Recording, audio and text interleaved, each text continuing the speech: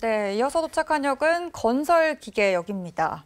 좀 오랜만에 이야기하는 섹터들이 오늘 많은 것 같은데요. 네. 오늘 시장에서 HD현대건설 그리고 HD현대인프라, 현대건설기계 이 두 개의 종목이 좀 주목을 받았습니다. 목표 주가도 상향했다고 하던데 일단은 배경부터 여쭤볼게요. 네, 증권사 리포트가 나왔는데 긍정적인 얘기가 나오기 시작했죠. 네. 그런 쪽에서 한때 우크라이나 재건 이슈가 나오기 시작하면서 좀 부각을 받았던 측면들이 있었는데 네. 이게 영향을 증권사 리포트도 긍정적으로 나오면서 추가적으로 오늘 경기 민감주 강한데 같이 동반적으로 영향을 끼쳤습니다. 네. 그런 쪽에서 이제 HD 현대건설기계에 관련된 리포트가 아무래도 10년 만에 신모델을 출시했다. 그러면 신모델 출시하게 되면 새 건데 좀 판가 올리겠죠. 네. 네, 그동안에 또 여러 가지 원자재도 오른 인플레이션 효과가 있다 보니까 가격까지 오르겠다라고 하게 되면 이런 어떤 가격 상승의 효과까지도 기대할 수 있겠다는 쪽들, 그리고 거기다가 메가 딜러라고 하는 또 딜러망을 확충하다 보니까 그에 따라서 성과를 기대할 수 있겠다라는 부분들도 나오기 시작했고요. 그리고 또 올해 상반기 같은 경우는 북미 쪽에서 한 50% 이상 성장했습니다. 북미 시장 쪽에서. 그렇죠. 네, 그런 효과까지 생각한다라고 하게 되면 이게 또 상반기에 잘했기 때문에 하반기에 추가적인 변화까지 나오게 되면 좀 더 좋지 않을까. 그런데 이제 아까 말씀드렸듯이 중국이 조금 변하기 시작하면서 네. 부동산을 아직 기대감은 그렇게 크지 않아요. 그니까요. 네, 근데 이게 변화가 나오기 시작하면서 조금씩 레벨업이 되기 시작한다라고 하게 되면 혹시나 또 건설기계도 전혀 기대감이 없던 게 살아나지 않을까. 그러면 워낙 잘 되고 있는 북미, 그리고 또 신흥국 쪽도 여러 가지 잘 되는데 네. 중국까지 들어온다. 기대감이 높아지겠죠. 그러네요. 네. 중국까지 받쳐준다면 더 좋을 것 같은데 조금 이따 이 시장의 규모나 이런 거에 대해서는 좀 여쭤보도록 하고요. 네. 또 이 재건 이슈, 사실 건설기계 하면 재건 이슈를 꼭 짚어야 하는데 네. 전쟁이 끝날 기미가 보이진 않아요. 근데 이제 재건과 관련된 회담이나 이야기는 계속 나오고 있는 것 같거든요. 우리나라 정부가 우크라이나 방문해서 네. 재건 협력을 논의했다고 하던데 좀 어떤 내용이 있었는지 궁금하고요. 이 젤렌스키 대통령이 되게 많은 참여를 요청했다고 하더라고요. 어떤 네. 내용이 있었나요? 이번에 대통령도 가서 유엔 총회에 가서 네. 얘기를 했던 부분들이 그거죠. 일단 우크라이나 관련된 재건에 직접적으로 공적 개발 관련된 ODA 쪽에서도 한 3억 달러, 그리고 또 나머지도 추가적인 지원 관련 20억 달러, 합쳐서 23억 달러 지원하겠다는 쪽으로 나오다 보니까 거기서 시장이 와, 우크라이나 재건에 대해서 한국이 진심이구나. 그러면 그런 재정에 대한 여러 가지 예산도 좀 늘릴 걸로 보면서 같이 끌어낸다라고 하게 되면 내년 예산이 더 증액이 됐거든요. 그래서 조금 수출에 대한 변화가 좀 그렇게 강하지 않은데 네. 이쪽을 중심으로도 한번 끌어내겠다라고 하면서 여러 가지 전략적인 변화를 가져간다. 그러면은 상당히 기대감이 높아지겠죠. 네, 그런 게 가장 큰 변화고, 그리고 또 예전 같은 경우는 그랬습니다. 우크라이나 재건 관련된 쪽에서 여러 가지 다 다른 회사, 다른 글로벌 기업들이나 국가들도 관심이 높을 텐데 네. 우리만 우리만 할 수 있겠어? 근데 지금처럼 자금을 투여해서 이렇게 끌고 가겠다라고 하는 여러 가지 변화를 보여준 거는 그래도 좀 의미가 있다고 봐야 되겠죠.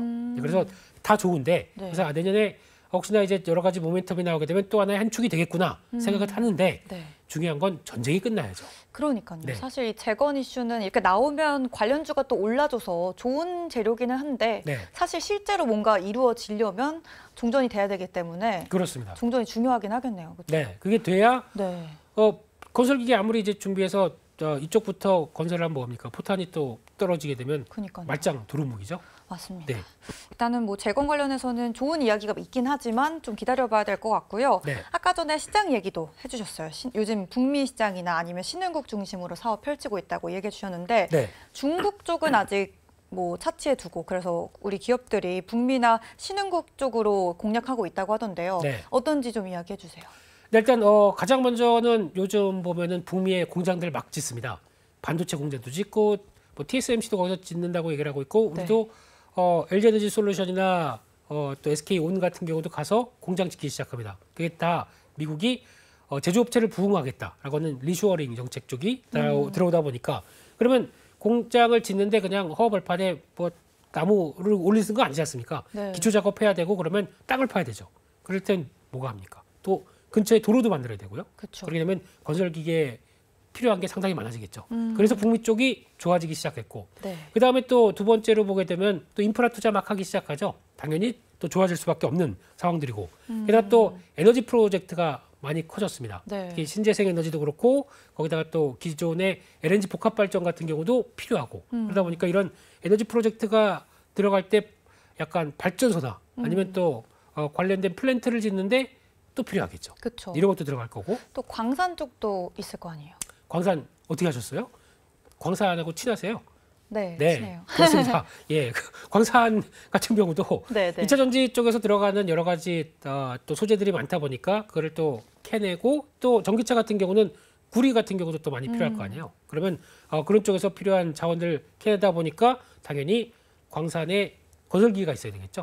이런 쪽이 또 이어지다 보니까 그에 따른 수요도 늘어나고 이런 모든 것들이 다 좋아지기 시작하면서 나왔던 실적의 변화가 상반기에 보여줬는데 네. 이제 올해 하반기부터 내년까지는 말씀드렸던 이제 중국의 변화가 살아나기 시작하게 되면 그쪽도 조금 더 도움이 되지 않을까 이런 쪽에서 바라보고 있는 겁니다. 네, 그래서 북미 시장에 대한 이야기에서 조금만 더 여쭤보자면 네. 두산 밥캣 같은 경우에는 네. 뭐 기존의 밥캣이 미국 회사여서 그런 걸 수도 있겠지만 네. 미국 내 이미 인지도가 좀 높다고 하더라고요. 그래서 북미 시장에서 최근 잘하고 있는지 어떤지 궁금해요. 잘하고 있죠. 네, 너무 잘하고 당연한- 있으니까 밥캣이죠. 네. 네. 그래서 이게 지금 두산 밥캣 같은 경우도 약간 대형 장비가 아니라 소형 장비 쪽에 강점이 있습니다. 그러니까 지금 먼저는 한때 코로나19 때 같은 경우도 네. 소형 장비다 보니까 나 대도시에 있으면 코로나 걸릴 것 같아. 그러니까 좀 교외로 나가고 거기서 또 거기선 내 텃밭을 갖고 와야지. 네. 텃밭이 무슨 1000평, 2000평입니다. 그런 엄청나네요.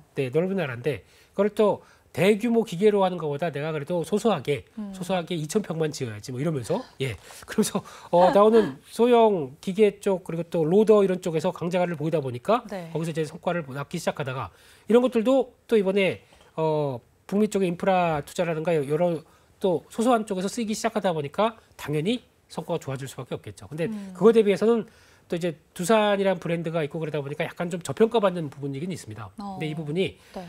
주가에 대한 동력들을 움직일 때 더 중요한 거는 미국의 캐터필러 전 세계 시장에서 우뚝 선 전 세계 시장 점유율 18% 20%까지 차지하고 있는 회사가 어느 정도 성과를 낳아주는 게 보여줘야 되겠죠. 근데 네. 아직 꺾일 기미는 안 보입니다.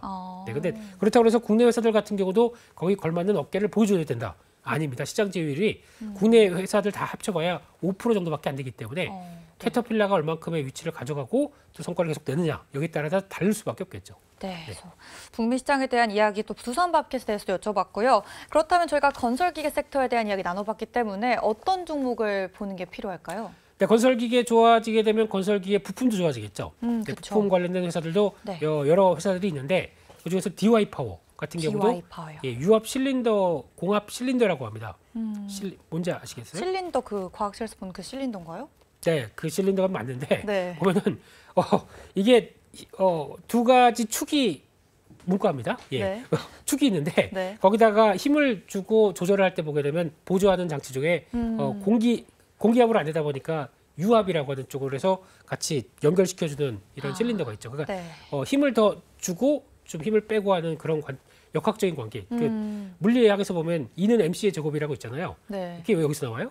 네, 하여튼간 그런 쪽에서 성과를 어느 정도 같이 중요한 부품이기 때문에 어떤 건설기계 쪽이 좋아지게 되면 이쪽도 같이 보자.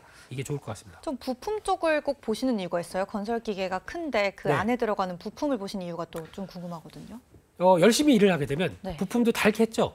아, 소모되는 소모되겠죠. 특징이 그러니까 뭐 있으니까요. 소모되는 걸 계속 채워준다. 그러면 네. 오히려 큰 거를 보는 것보다 작은 게 더 빨리 회전율이 높다. 그럼 이것도 하나의 실적의 근거가 되겠죠. 네. 건설기계 업종 같은 경우에는 저평가 구간이라는 평가가 또 있더라고요. 네. 그래서 이 저평가 매력도에 대해서 어떻게 보시는지도 여쭤볼게요. 항상 네.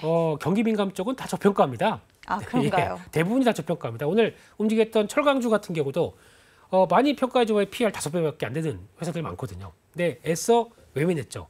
이게 성장이라는 거에 대해서 보여줄 수 있어? 그냥 저평가는 저평가인데 네. 그때도 저평가고 지금도 저평가고 그러다 보니까 큰 메리트가 없었는데 어떤 경기 변화가 나올 기미가 보이게 되면 이런 것들이 또 반응을 하게 되겠죠. 그래서 그런 차원에서 봤을 때 어떤 건설기계만 독특하게 움직이는 것보다 네. 경기 민감주에 대한 전반적인 동향들이 움직였을 때 같이 또 하나의 축을 차지하는 정도 그렇게 보는 게 제일 중요하겠죠. 네, 알겠습니다. 건설기계 섹터 내에서는 부품 관련된 DY 파워를 관심 종목으로 언급해 주셨습니다. 네, 이렇게 김민수 대표님과 두 개역 지나왔는데요. 오늘도 좋은 이야기 감사드립니다. 감사합니다. 이로운 경제 채널 EBC